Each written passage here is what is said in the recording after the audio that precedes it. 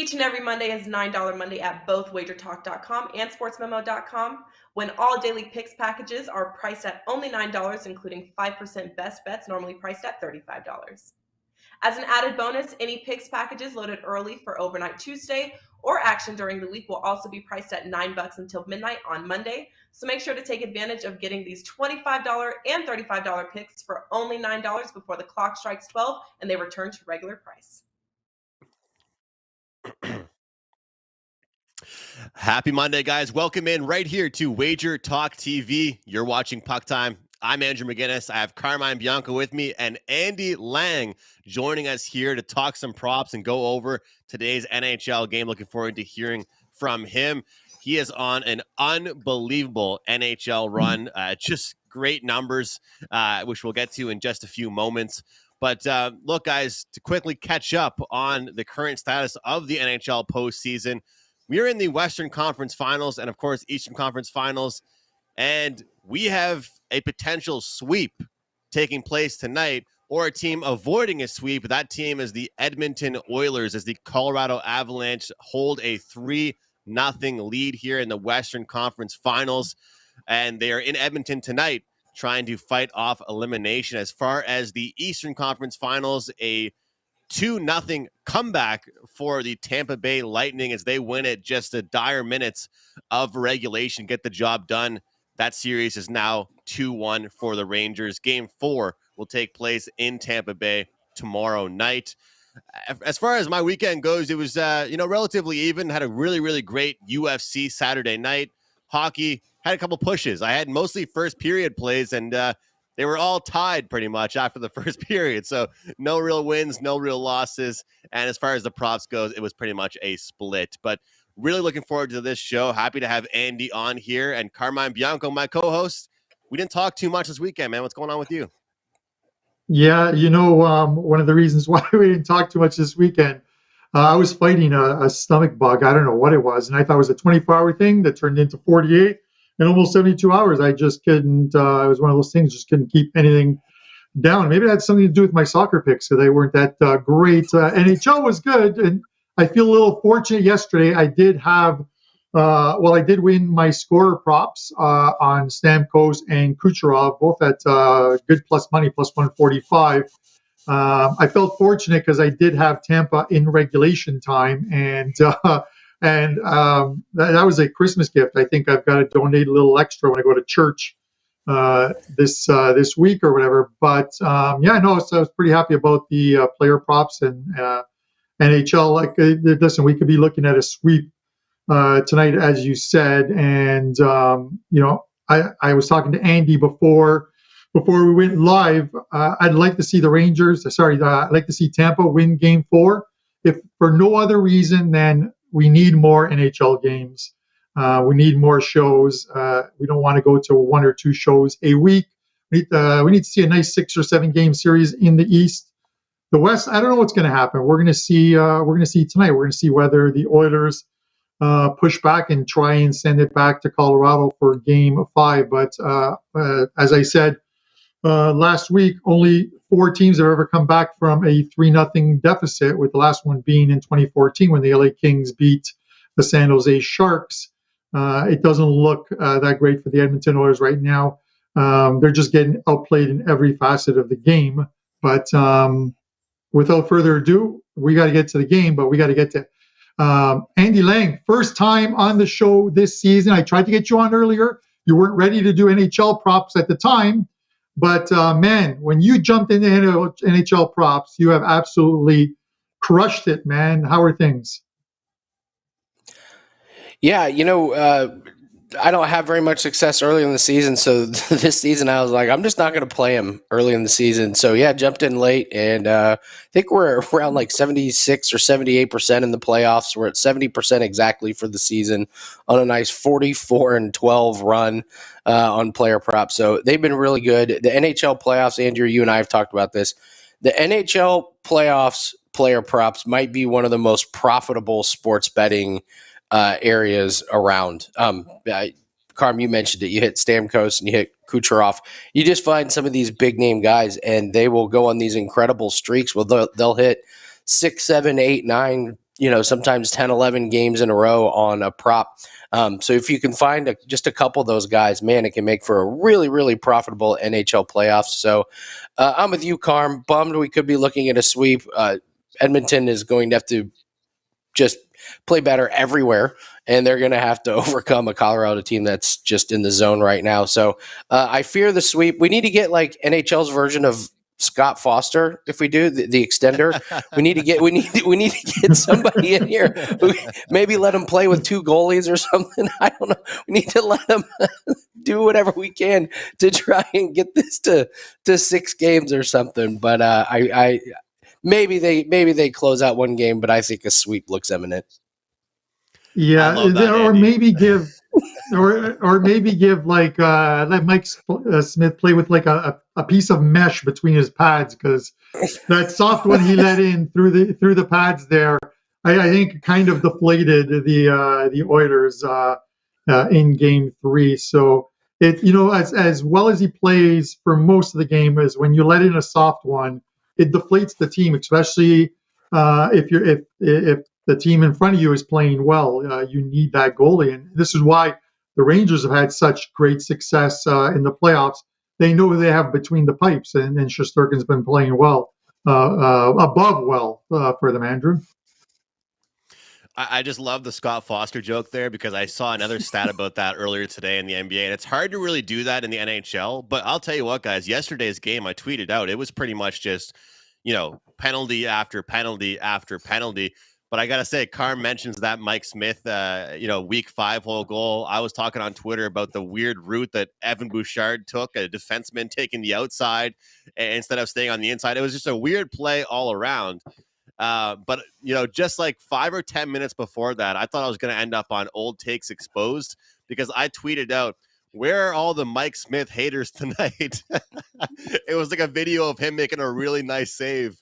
And I got like a bunch of messages saying like, I'm right here. I am right here. So it wasn't the best look on me to defend Mike Smith 5 minutes before he lets that goal in. But yeah, I mean, when I look at player props, I think playoffs are a good opportunity, because you can jump on certain guys. You can find certain opportunities, certain advantages, certain mismatches and stuff like that. But I have to reiterate once again for our viewers, because, again, we don't have Andy on too often, but 70% this season, NHL player props, 44-12 run.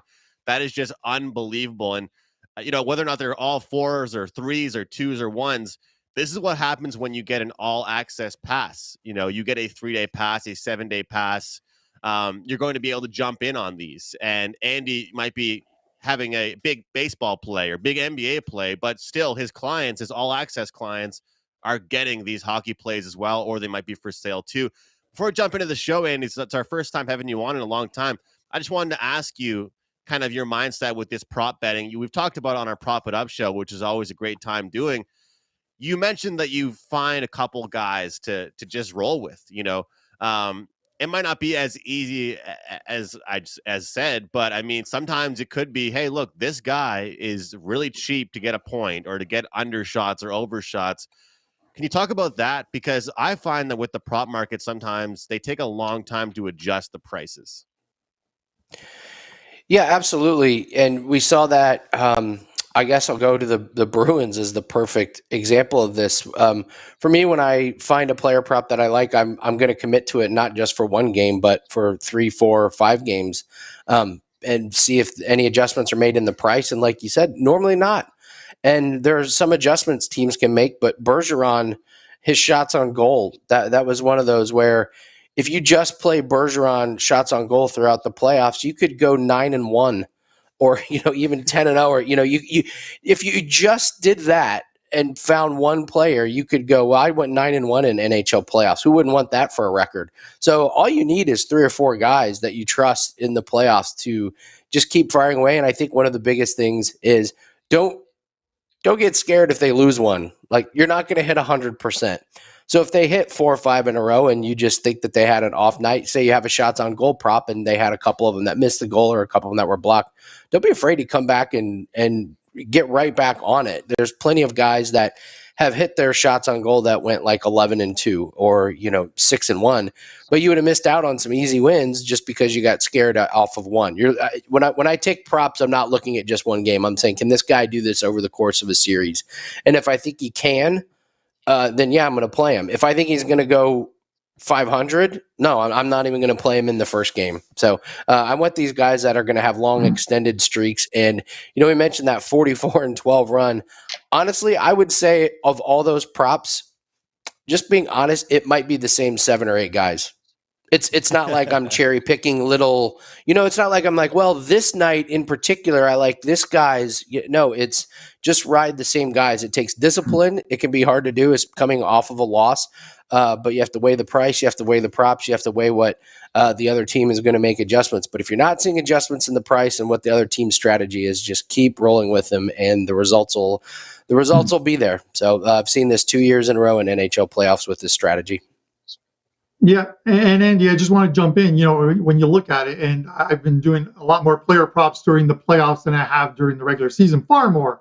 Sometimes you stumble across one and you're like, how did I miss this? But it's because it's not a named player, a forward. And case in point, I mentioned on last week's show, Adam Fox. You take him over half a point. He is an unbelievable 15-2 right now, scoring points. He's got a point in 15 of 17 playoff games thus far. It's unbelievable. And the vig on it ranges about -120, -125, -130. I think on the weekend, I think it was 125 again, 15-2. The only two were 2 games against the Carolina Hurricanes, one in which they were shut out, and I think the other one, I think they might have lost 2-1 or 3-1 in that game. But so obviously you're not going to get anything there. But for a defenseman to get a point in 15 to 17 games is absolutely unbelievable. So if you're riding out of Fox early on, you've definitely made a lot of money off of him. You know what, Carm? That was the first thing I thought of when I saw him get a point in the next game. Was you mentioned that on the show, and on our Prop It Up show, I talked about defensemen, how they go undervalued because everybody thinks, well, it's a defenseman, they sit back. The game has changed. Defensemen are jumping into the rush now. A defenseman is a fourth forward for the most part. It's actually rare to get a defenseman that's just a stay-at-home guy. So a great point there by Carmen. The number has barely moved on it throughout the playoffs. An incredible streak there from him. Guys, let's jump into tonight's game. Let's get right into it. Let's talk tonight's Western Conference Finals elimination game here. Colorado and Edmonton. We have Colorado -135 on the highway. Edmonton +115, total at 6.5 in this one. If you want the puck line here, +170 for Colorado, +1.5 on the other side is -200 for the Oilers. Obviously, a huge storyline from last game. Connor McDavid opens the scoring just a minute or two into the game. Momentum in favor of the Oilers. The arena is rocking. Everybody thinking, wow, here we go. Home ice advantage. They're back at home. Edmonton is rocking. And a few minutes later, Evander Kane sends Nazem Kadri flying into the boards. And the momentum of that game just changed. It shifts. He takes a penalty. He's out. Kadri's out. And now after that game, if we fast forward to that, after that game, I really thought to myself, you know what? This, as you know, we hate to say stuff like this, but that's a huge loss for the Avalanche. And then a day later, Kane is announced with a 1-game suspension, which I think should actually be probably more than 1 game. I saw a tweet, somebody saying, if that's 1 game, I'd really love to see what 2 games for a suspension would be in the playoffs, because I thought that was a little bit worse than 1 game. But it's a trade-off now. So Evander Kane gone for Edmonton and Nazem Kadri gone for the Colorado Avalanche. The issue is here, it's clear that Colorado has much more depth. So you take away Kane, who is playing on the top line, take away Kadri, a second-line player. Big loss for both teams, but I think a bigger loss for the Oilers, strictly because they have a big depth problem here in this one. Guys, I'm going to put it this way. I don't think the Edmonton Oilers can win a low-scoring battle against Colorado. I think they have to get involved in an absolute goal fest and shootout in order to beat them.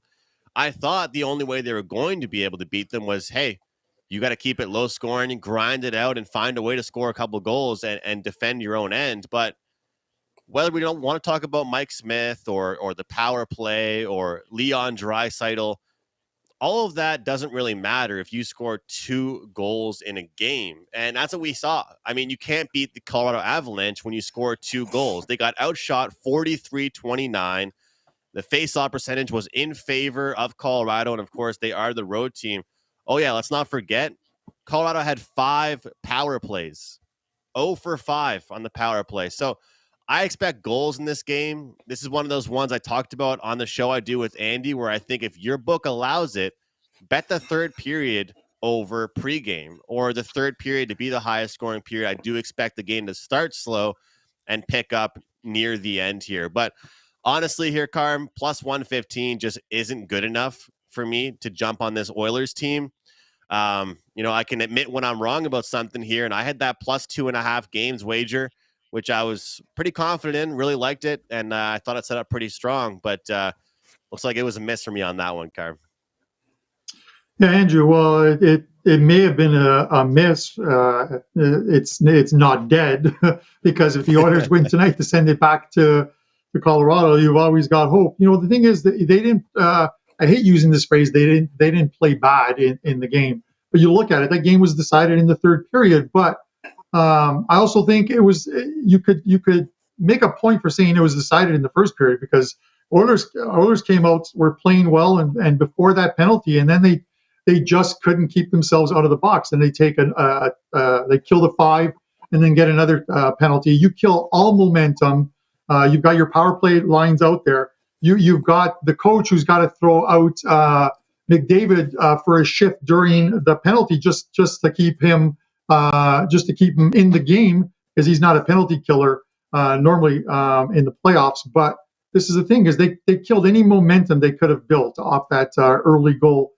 And they had the fans in the game, and then you quickly take the fans out of the game, which was obviously a problem for them. You can look at the shots and say 43-29, but ultimately you look at the final score, and it was 3-2 before an empty netter. It made it a 4-2 game. They're in the game. I'm not saying they were playing better than Colorado, but they, that first period and taking those penalties, kind of unhinged them. At the end of the day, I look at it. Put together a good first period, and you just go from there, and they couldn't. To your point of, can they win a 3-2 game against Colorado? I don't think so. I think you're going to have to score goals. And a lot of teams don't want to get into a running gun with the Avs, with the speed that they have, with the talent that they have. But the Oilers are going to have to score. You have to figure the Oilers got to score at least 4, maybe 5 to win this game tonight because Colorado's going to get theirs. They've got them every single game. They've scored 4 or more in those games. So high-scoring game, maybe a high-scoring first period. If you want to look at it, I think I had over 2 as a play in that game 3, and they got a couple goals. One obviously was a deflection into their own goal. That game 3 was probably a lot better than most people think for the Oilers, and probably one of their better games of the 3 in this series. I think it was Nurse who deflected a goal into his own net, and I think that was the tying goal. And then a softie by Smith. So with that said, if they come out the same way they did, minus the penalties, maybe they can send it back to Colorado for game 5. But the Avs want to close this out as well too. So we'll look for what you said, some goals the first period as well too. I think if you're going to take the Oilers, you might want to take them in the first period because if they don't have the lead at the end of the first period, they're not winning this game in my thoughts. So, Andy, what do you think? Well, first off, I would like to nominate Evander Kane into the Hall of Fame for complaining about completely obvious penalties that he gets called for. It's one of my favorite things in sports when a guy just mauls another guy and then he's like, what? And Evander Kane, great performance, complaining to the refs after his brutal penalty last game. Yeah, a couple of things for player props to look at. We'll start with the big names in here. Nathan McKinnon. It's kind of crazy.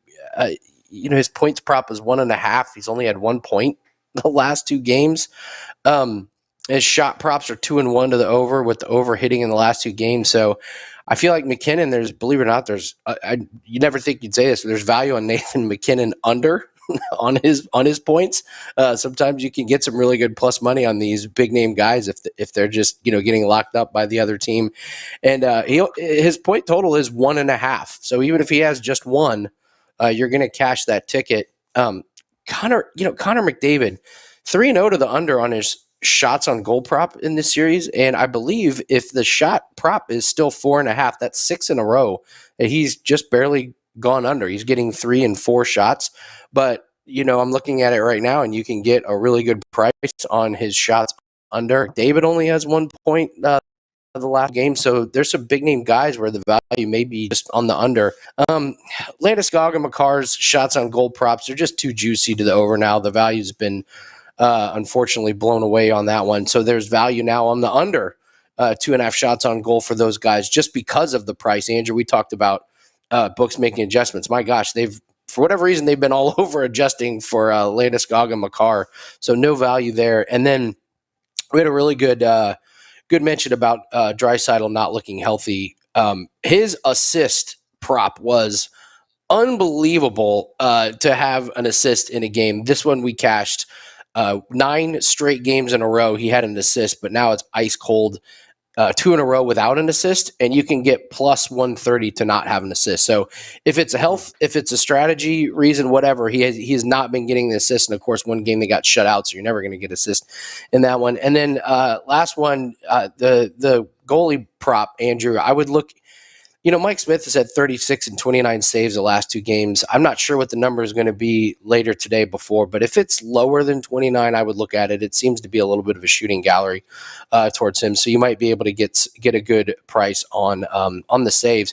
But honestly, crazy enough in this game, the value's on the under on McKinnon and Connor McDavid. So I think my favorite one would be Draisaitl to not have an assist, and then I would really look at Connor McDavid under his points.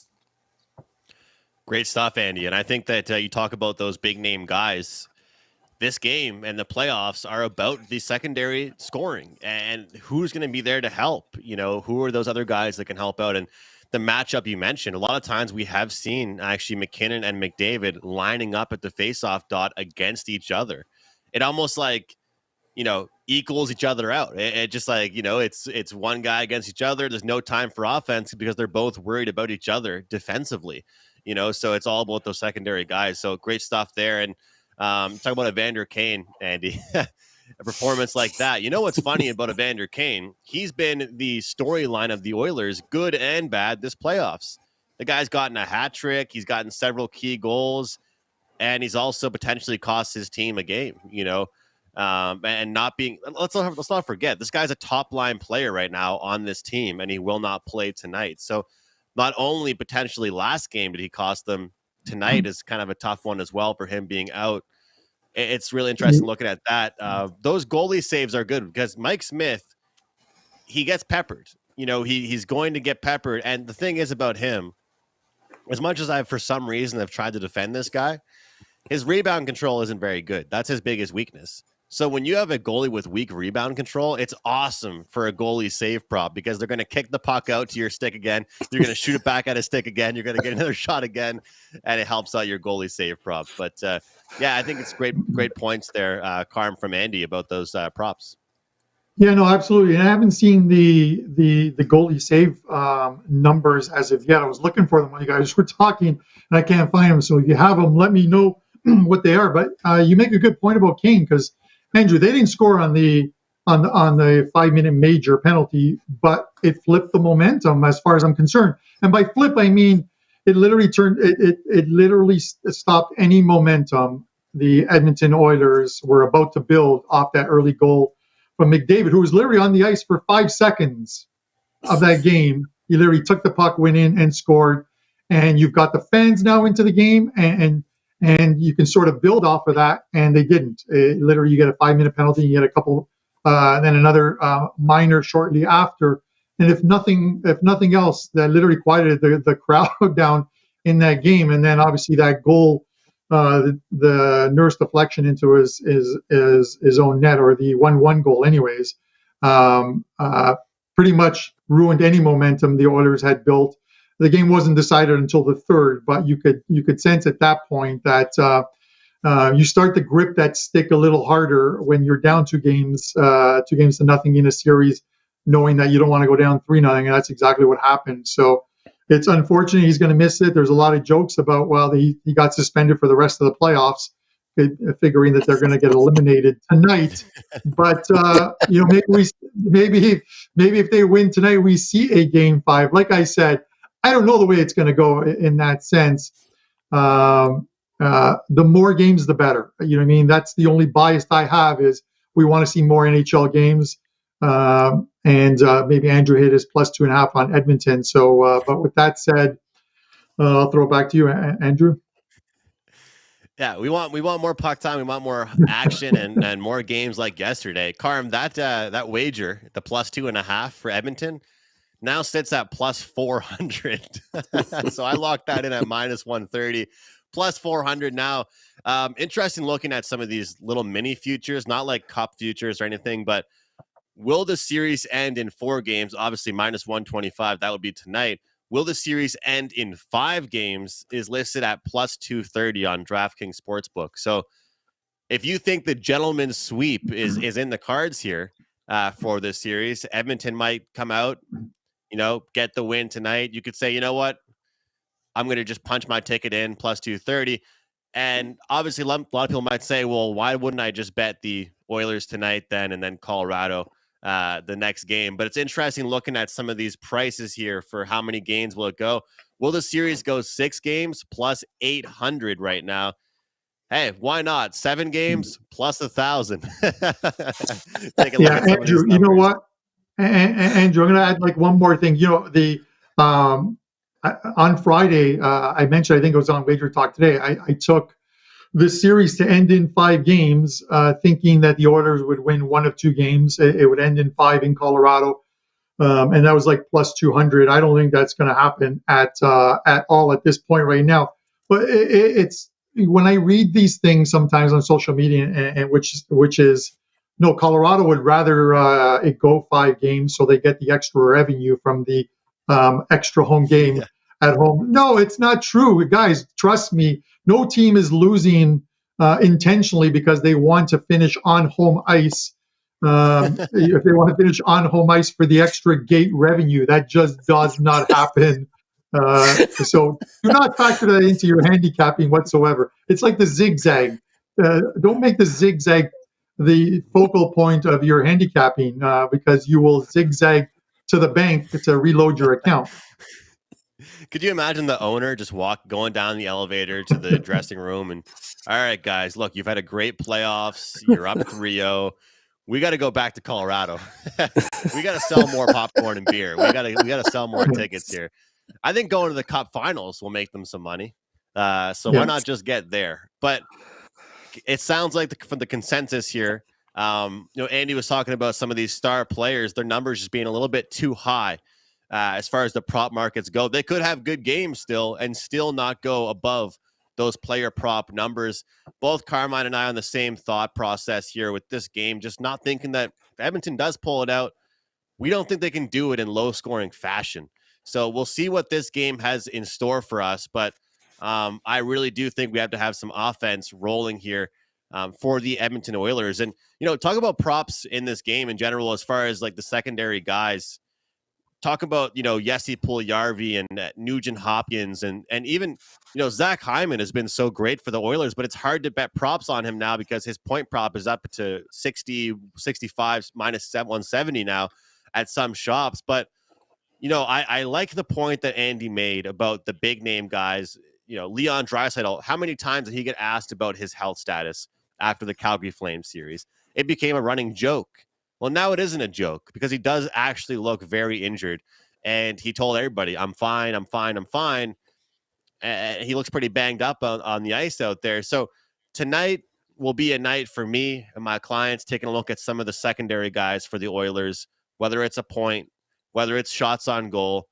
And I think that the point that Carr made about the first period is so crucial because, let's be honest, if it's 2-0 for Colorado after 1 or even 1-0, it's going to be rough. If the Oilers have to win the first period or just come out with the push if they want to be in this hockey game.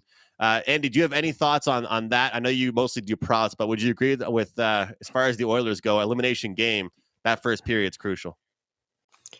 Yeah, I'm sorry, I'm laughing at Carm's thing, just trying to picture, Nathan McKinnon off of a, rough game. They're like, oh, rough game. And he's like, yeah, we got to get it back to Colorado. Popcorn sales were down last series.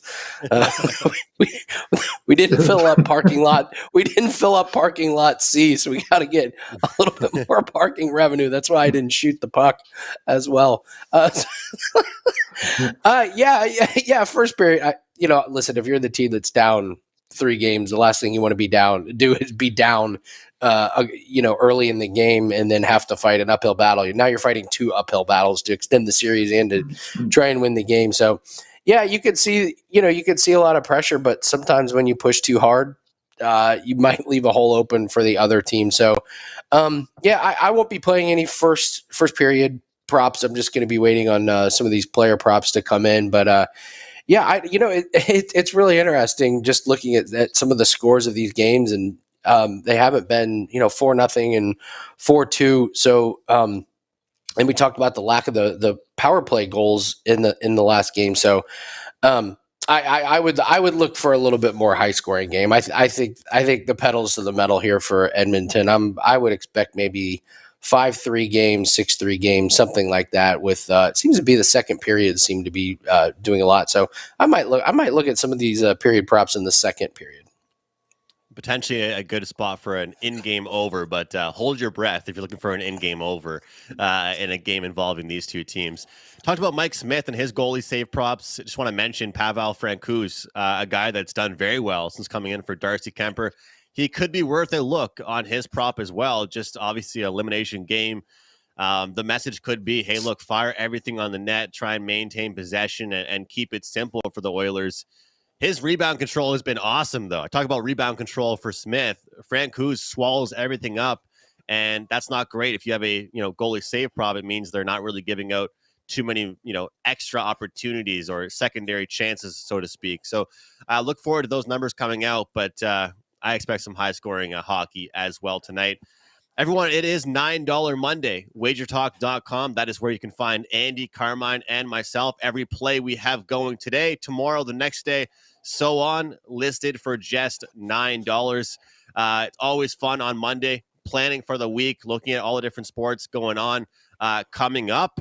And Carm, I'll start with you. What's going on for you tonight and the rest of the week over at WagerTalk.com? Yeah, a couple afternoon soccer games are up for $9 Mondays. A 5% play up in the NHL tonight, 70% in 2022 with the NHL 5. So we'll look to see if we can get another winner. We'll have some player props up after the show as well. As far as our show best bet, Andrew, I'm going to go back to a scorer's prop. He did it. He did it for me on the weekend. It was into an empty net, but they'll still count. Mikko Rantanen plus 130 to score a goal tonight. Let's see if we can get some goals tonight. Let's see if we can get a game 5. I'm not sure if that's going to happen, but let's try for one. Mikko Rantanen plus 130 to score tonight as show best bet. Last week, 4 of 5 best bets were scorer props on the show, and they all hit. So let's see if we can keep that run going for you guys.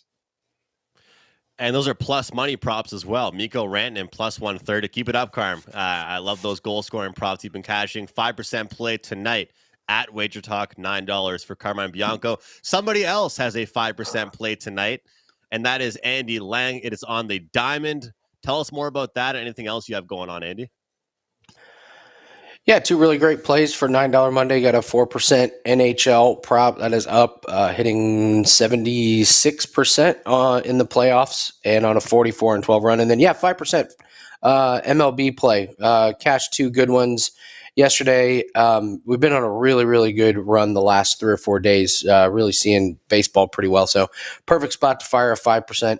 My best bet is going to be Ryan Nugent-Hopkins under 2.5 shots on goal. Game 1 in the series, that was that crazy, just really high-scoring game, 8-6. He had 3 shots on goal since then. He has 1 shot total He started off the playoffs going over his total in 5 out of 6, but he's gone under now in 7 out of 9. Love getting 2.5 shots instead of just 1.5 shots. So I'll take Ryan Nugent-Hopkins under 2.5 shots tonight. The Nuge has not been playing well this series, and that's a great number there. 2.5 under 2.5 shots on goal from Andy. Grab his baseball play. $9 Monday, 5% play, also 4% prop play up for Andy. Guys, for me on tap, I have a 4% baseball play for tonight. I have a 4% CFL week 1 play loaded. CFL starts this week. That's Canadian football. Opening lines are out, and they are out early. A lot earlier than we saw last year. So looking forward to getting back in form. Last year was about an even year for me. A little bit down, but I wasn't happy. It wasn't as good as the previous years. Obviously, looking forward to bouncing back this year. UFC, the run was extended for 5% plays to 11-3 on Saturday night when Volkov won for me. And I have another 5%er going this coming Saturday. I just finished the write-up prior to the show, and I'll have that up for grabs for $9 right after the show is complete. My best bet for the show today, guys, another prop play for you. Valeri Nichushkin to get a point for the Colorado Avalanche here at -140. He plays with Gabriel Landeskog and Nathan McKinnon on the top line, and he is -140 to get a point. Again, I'm not asking you to, I'm not asking him to score a goal. I'm not asking him to do anything crazy for me. Just be involved in the play. Get a secondary assist for me, and we cash this prop at -140. And I expect goals in this game, so let's get that cash with Nichushkin over 0.5 points. Quick recap here. Carmine looking at Mikko Rantanen to score a goal at +130. Andy Lang, Ryan Nugent-Hopkins under 2.5 shots on goal, -145. And I had Nichushkin to get a point in tonight's game, -140. Thank you guys very much for watching this show. Great to be back here on a Monday talking hockey with all of you guys. Happy to have Andy Lang joining us here on the show. And on behalf of Andy, Carm, I'm Andrew. We'll see you tomorrow. WagerTalk and Sports Memo customers love $9 Mondays, where each package is just $9. For a limited time from June 1st until June 7th, we're offering a 30-day all-access pass from your favorite handicapper for $210. That's only $7 per day. This special includes all daily plays from your favorite handicapper every day for 30 days, including 5% plays normally priced at $39 alone. Use coupon code June30, good for multiple uses at WagerTalk and Sports Memo. Once you sign up, you'll get every play sent to you as soon as they post it.